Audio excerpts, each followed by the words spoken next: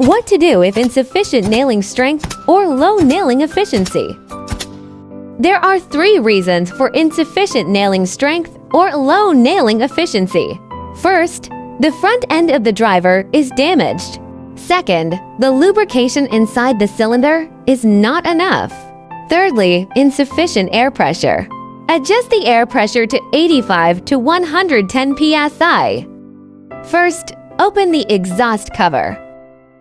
Remove the active valve cap, the up air conduit, the spring, and the active valve.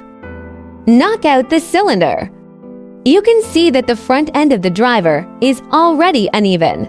It will cause malfunctions. Just replace the driver with a new one. Lubricate the inside of the cylinder and the O-ring of the driver. Install the driver back into the cylinder. Elongated the driver. Then put the cylinder back into the gun body. Be careful not to install the driver upside down. The driver is divided into flat and chamfered surfaces.